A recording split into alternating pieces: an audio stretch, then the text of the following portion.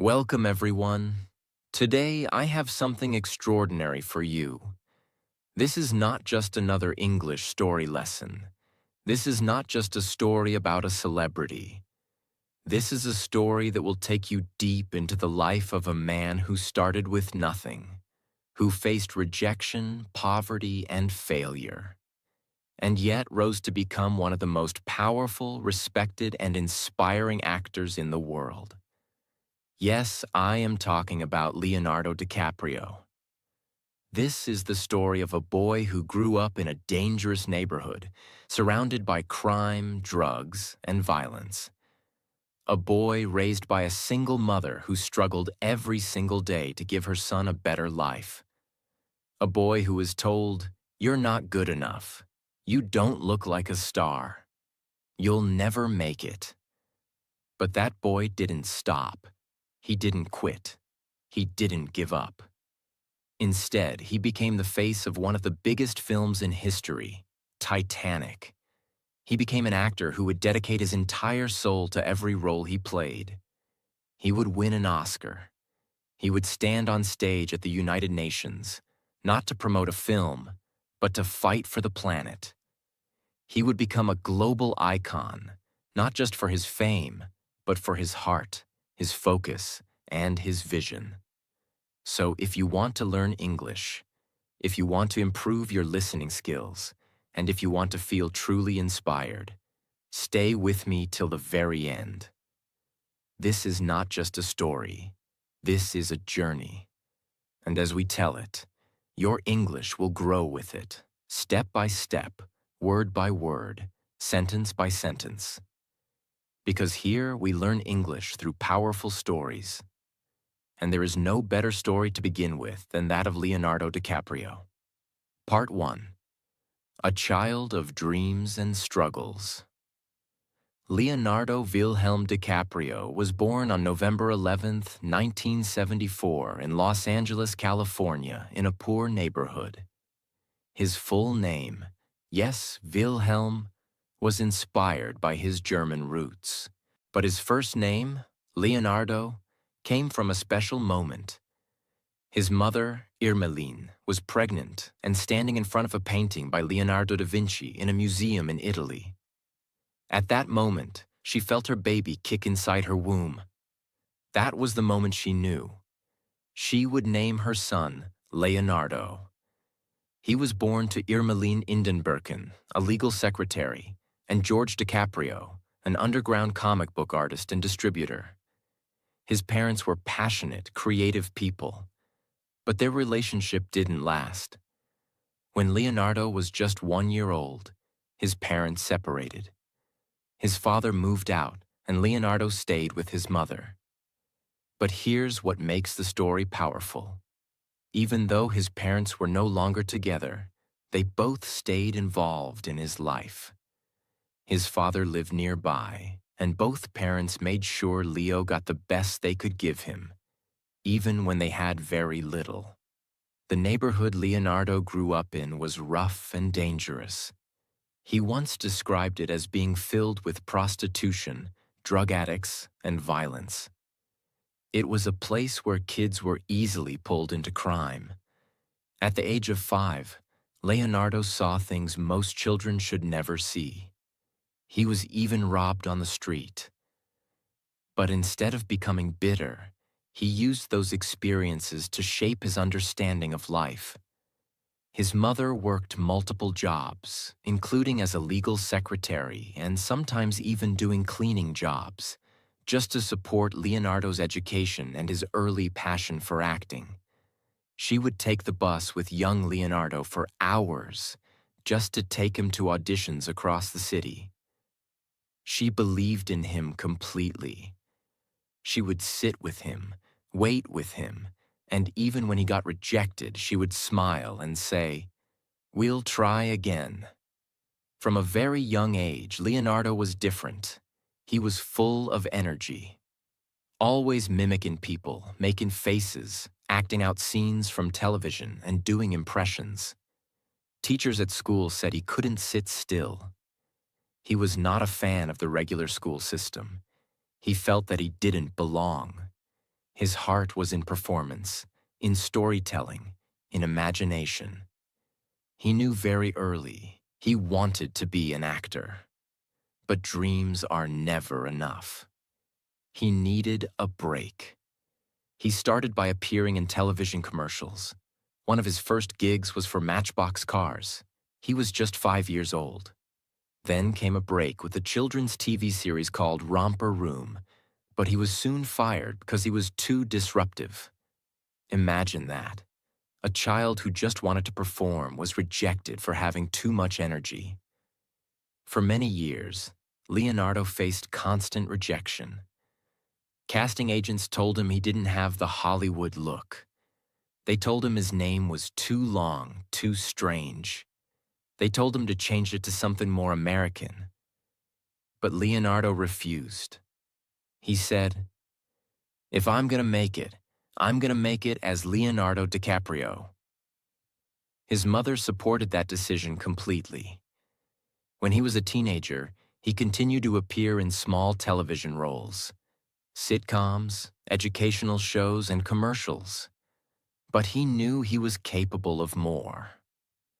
At the age of 17, Leonardo got his first big role in a TV show called Growing Pains. His performance caught the eye of producers and critics. He was still young, but his intensity, emotion, and natural talent made people take notice. But Leonardo was just getting started. He was about to prove to the world that he was not just another pretty face, not just a young actor from TV. He was about to dive into roles that would shock everyone. Roles that would show just how deep, committed, and brilliant he truly was. Part 2.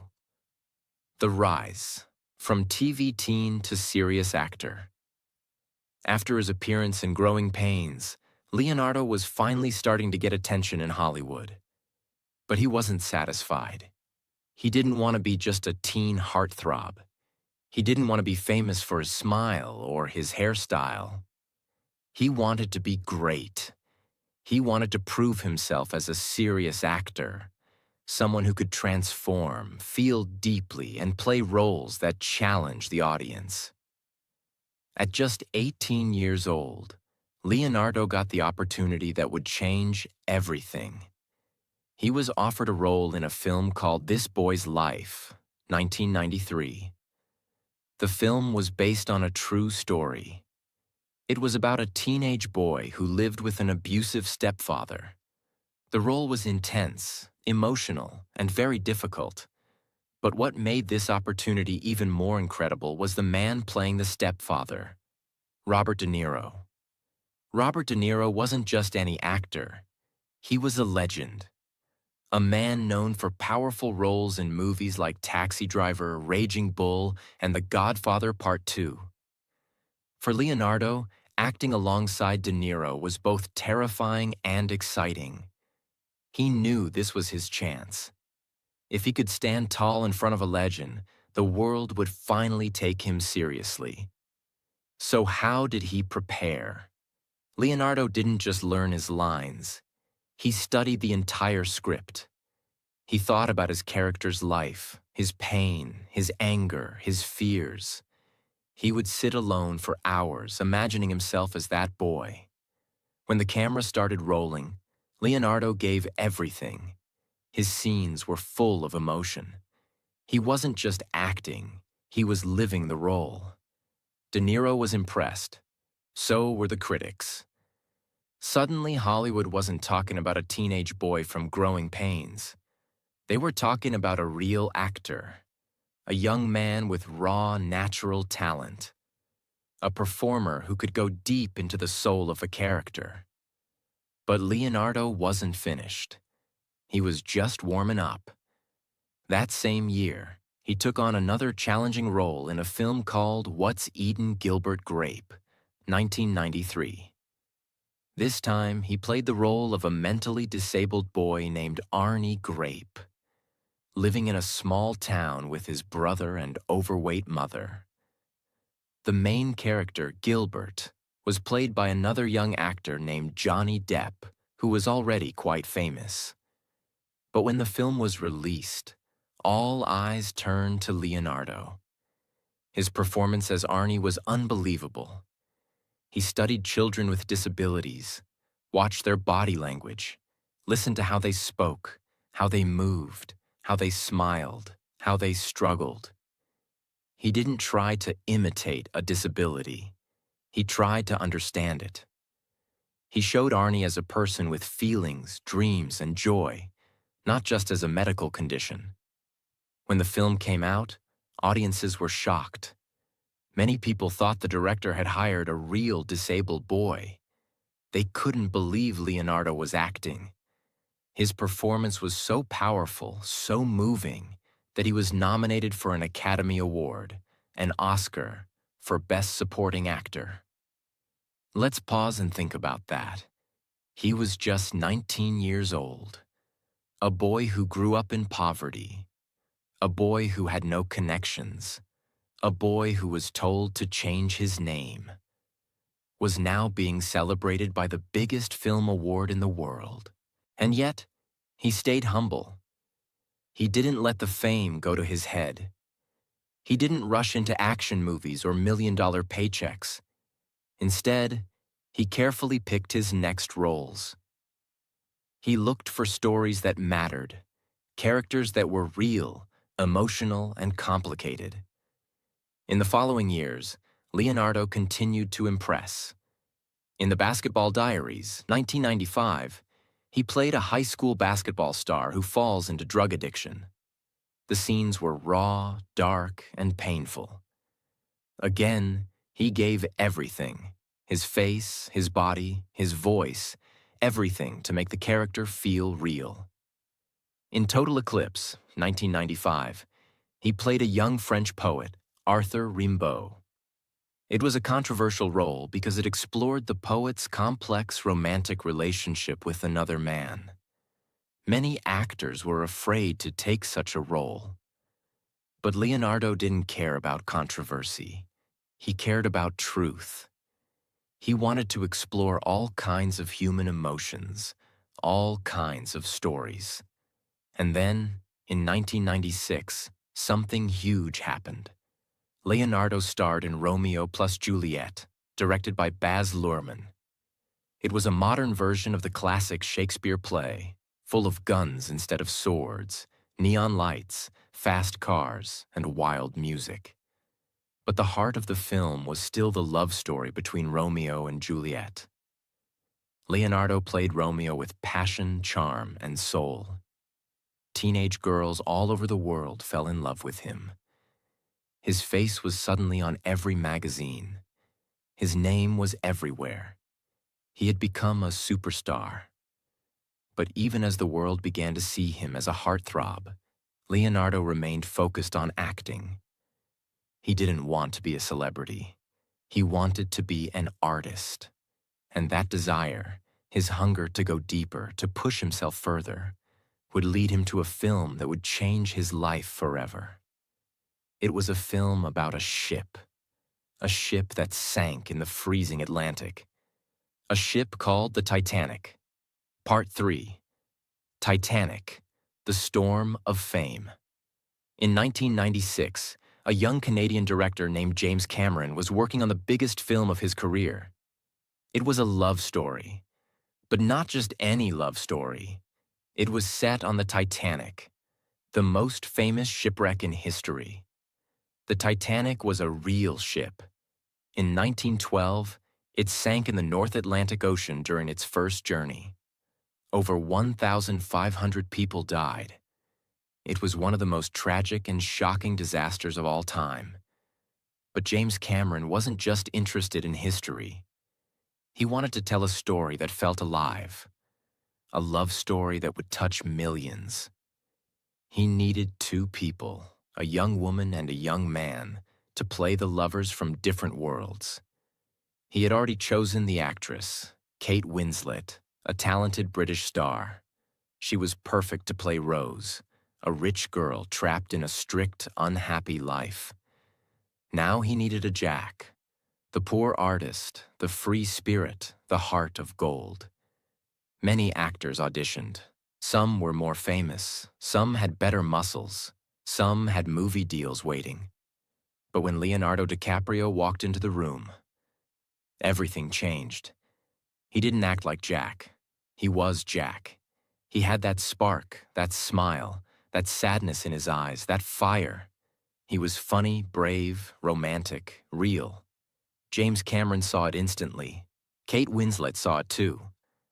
She said later, "He was the only actor who could make you believe that a girl like Rose would leave everything for him." But Leonardo had doubts.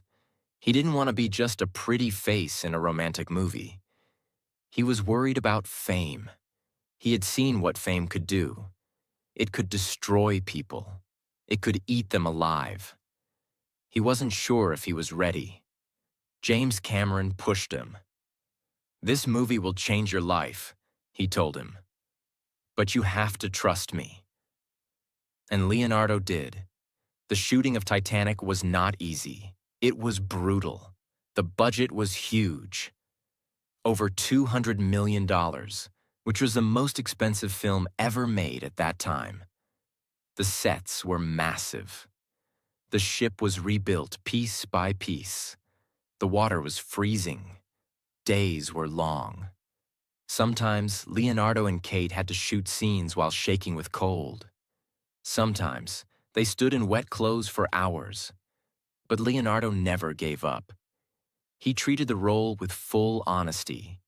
He didn't play Jack as just a charming boy.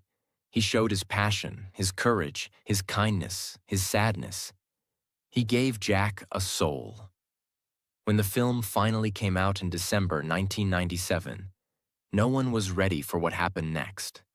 The world exploded. People didn't just like Titanic, they were obsessed. Women, men, children, teenagers. Everyone rushed to the cinema. People watched it 5 times, 10 times, some even more. In some cities, fans cried outside theaters because tickets were sold out. And at the heart of it all was Leonardo. He was no longer just a famous actor. He had become a global phenomenon. Posters of him as Jack were on bedroom walls in Japan, India, Brazil, Egypt, Italy, everywhere. His hair, his eyes, his smile. Every teenager wanted to look like him, talk like him, be like him. He was called the King of the World, just like his famous line from the movie. But fame is a strange thing. On the outside, Leonardo was shining. He was on magazine covers. He was invited to every event. He was making millions. But inside, he was overwhelmed. He couldn't walk outside without being followed. He couldn't eat at a restaurant without crowds. He couldn't even go to the bathroom in peace. Cameras were everywhere. People screamed when they saw him. Some even cried or fainted. Every moment of his life was watched. He started to feel trapped. He once said, "Fame after Titanic felt like a little prison. It was no longer about acting. It was about surviving the noise." Reporters asked about his love life, not his roles. Tabloids wrote lies. Paparazzi followed him day and night. But the biggest pain? He didn't get an Oscar nomination for Titanic. Even though the movie won 11 Oscars, even though it became the biggest film of all time, even though he gave a beautiful performance, Leonardo was ignored by the Academy. He was heartbroken. He didn't say it publicly, but people close to him knew. It hurt him deeply. He had worked so hard, pushed so far, and the one thing he truly wanted, recognition as a serious actor, was taken from him. So what did he do? He disappeared. For a while, he avoided big roles. He took time off. He focused on art, on life, on nature. He traveled, he read, he thought. And when he came back, he didn't choose another blockbuster. He chose films that were different. Films with soul, like The Beach, 2000. A story about searching for paradise. Like Catch Me If You Can, 2002. a fast, clever film based on a true story. He stepped back. He started reading more scripts, not just looking for fame, but searching for stories that had depth, complexity, truth. He began to say no to big studios. He rejected romantic roles. He stopped attending every red carpet event. Instead, he surrounded himself with people who could challenge him. This was the moment Leonardo made one of the most important decisions of his career. He teamed up with someone legendary, a man who had worked with Robert De Niro, Joe Pesci, and many of the greatest actors in history. That man was Martin Scorsese. Martin Scorsese was already a master. Known for films like Taxi Driver, Raging Bull, and Goodfellas, he was famous for his raw, gritty, powerful storytelling. But at that time, he was looking for a new kind of actor. Someone young, but serious. Someone who could bring emotion, intelligence, and fire to the screen. Their first film together was Gangs of New York, 2002. It wasn't an easy movie. It was violent. It was intense. It was set in the 1800s during a brutal period in New York's history. Leonardo played Amsterdam Vallon, a young man who watched his father get murdered and now wanted revenge.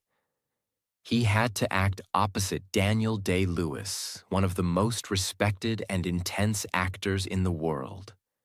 Day-Lewis was known for completely becoming his character, living, breathing, and thinking like the person he played. Some actors might have felt scared, nervous, or small beside him, but Leonardo didn't flinch. He stepped into the fire, gave it everything, and stood tall.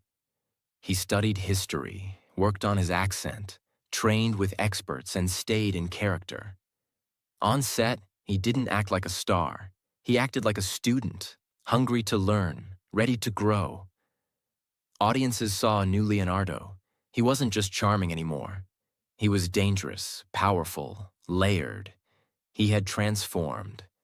In 2002, Leonardo also starred in Catch Me If You Can, directed by Steven Spielberg. It was based on a true story of Frank Abagnale Jr., a young con artist who pretended to be a pilot, doctor, lawyer, all before the age of 21. It was a fun, fast, stylish film. But under all the fun, there was pain. A boy running from a broken home, a boy trying to make his father proud, a boy hiding behind lies because the truth hurt too much. Leonardo brought all of that emotion to the screen. His smile lit up the film, but his eyes told the real story. Audiences loved him again. But this time, it wasn't just for his looks. It was for his performance, his honesty, his courage. Then came The Aviator in 2004, perhaps the most demanding role of his career up to that point. He played Howard Hughes, a real-life billionaire, inventor, filmmaker, and airplane lover who slowly lost his mind to a condition called OCD, obsessive-compulsive disorder. This role required more than acting. It required pain. Leonardo didn't just read about OCD, he studied it deeply. He talked to doctors, read books, and even locked himself in rooms for hours to feel the anxiety, the fear, the obsession. He wanted to understand what it was like to be trapped in your own mind. He changed his voice, his posture, his movements. In one scene, he sits naked in a theater, repeating the same line again and again, shaking, sweating, breaking down. It was haunting. It was brave. It was unforgettable. And finally, the Academy noticed. Leonardo was nominated for Best Actor. He didn't win, but it didn't matter. The world now saw what he had always believed. Leonardo DiCaprio was not a teen idol. He was a serious, powerful, committed actor. In 2006, Leonardo gave not one, but two outstanding performances. First, in Blood Diamond, he played a diamond smuggler in war-torn Africa. His character was rough, selfish, dangerous, but slowly, he finds a conscience. Leonardo trained with African soldiers, practiced the South African accent for months, and even visited war zones. His performance was raw, emotional, unforgettable. He earned another Oscar nomination. In the same year, he reunited with Scorsese for The Departed, a dark crime thriller set in Boston. He played an undercover cop hiding inside a violent gang, risking his life every second. That film won Best Picture. It was one of Scorsese's biggest hits. And Leonardo's performance? Explosive.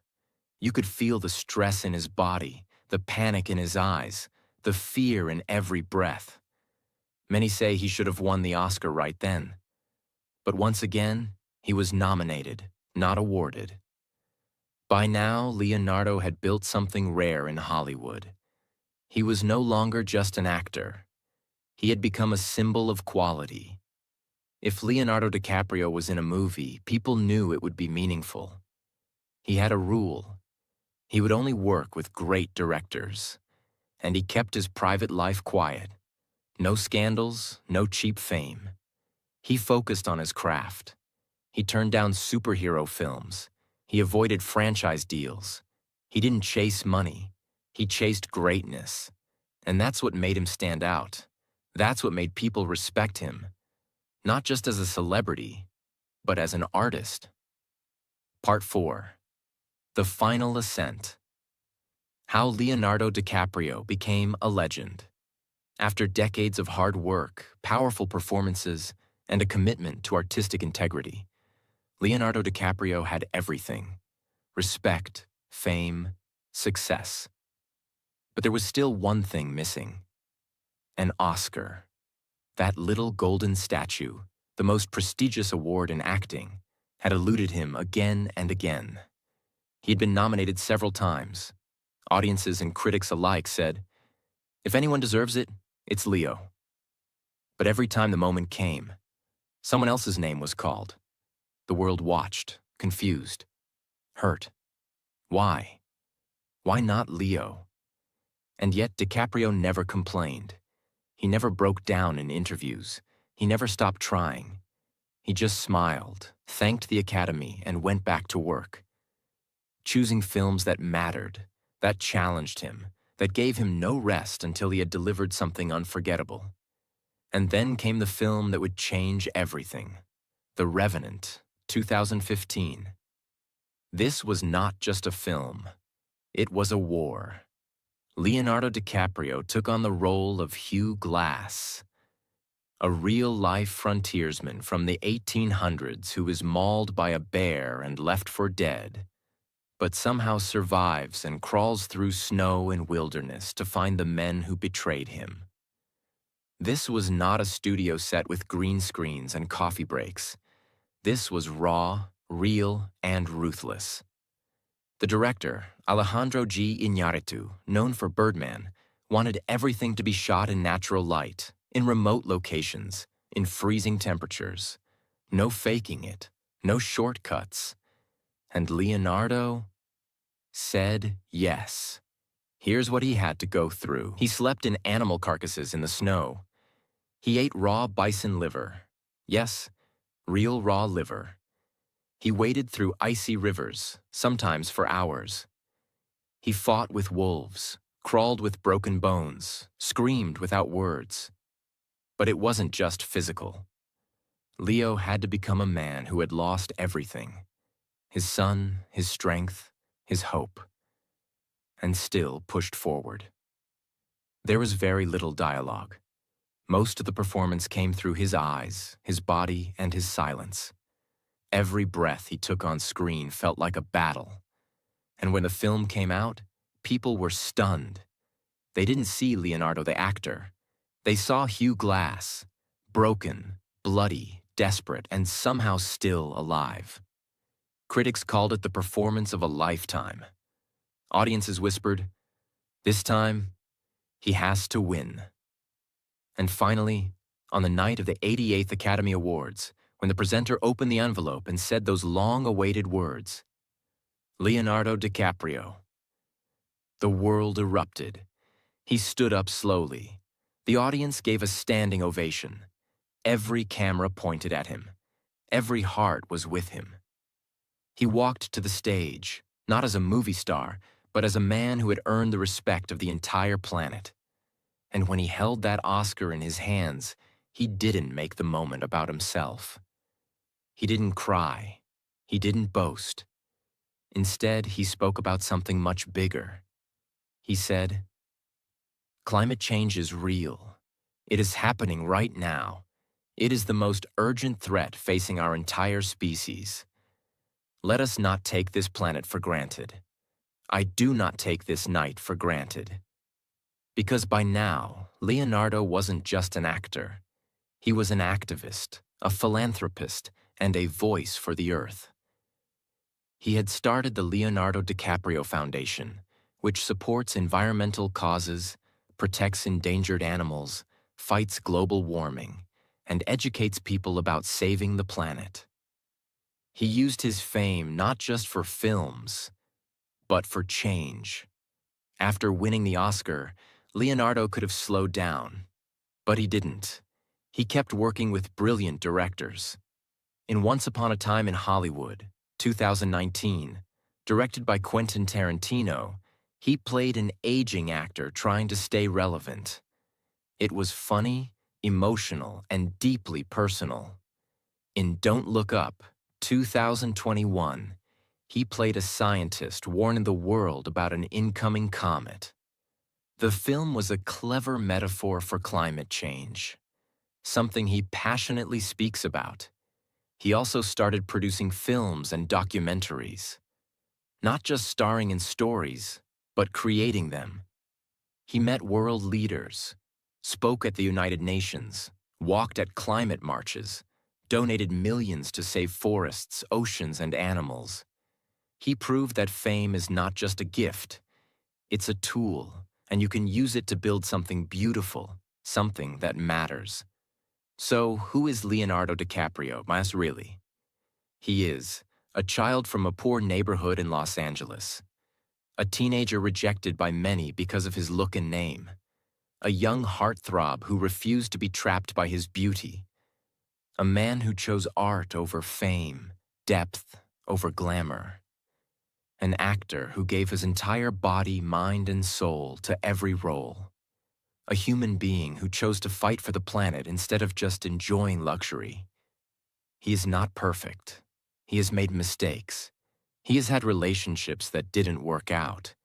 He has been criticized for his lifestyle, but he never claimed to be flawless. What he did, and continues to do, is strive, grow, try, and inspire. As we come to the end of this unforgettable journey, let's take a moment to step back and truly understand what Leonardo DiCaprio's life teaches us. He is not just a Hollywood icon. He is not just the man from Titanic. He is not just someone with a handsome face and global fame. Leonardo DiCaprio is a symbol of patience, of purpose, of progress. Today, his net worth is estimated to be over $300 million. He owns beautiful homes, luxury cars, a private island. But that's not what makes him rich. What makes him rich is how he never gave up on his dream.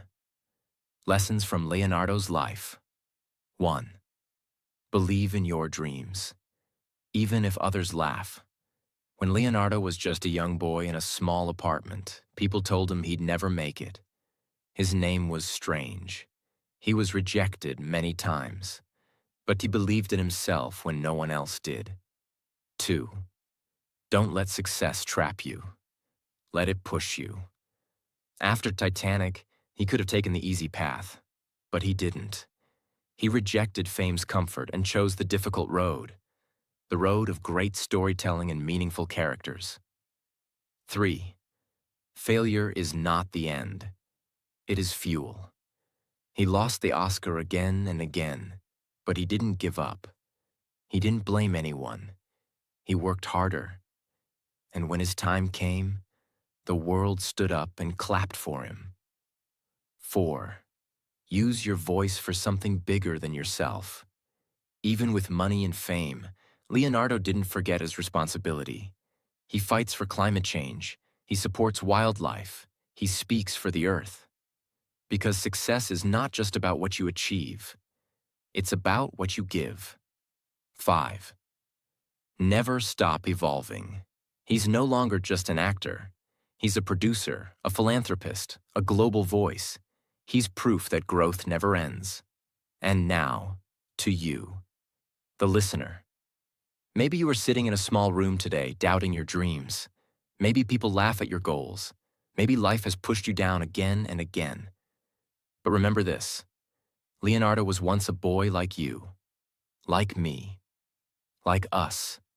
No connections, no fame, no guarantees, just a dream, a deep belief, and a fire in his heart. And that was enough. So never give up. You don't need to be born great. You just need to start. Study, work, improve your English, speak with confidence, chase your passion, because you never know who's watching. And you never know how far you can go until you try. Your Oscar moment will come. And one day, people will tell your story. Just like we told his. Until then, keep moving.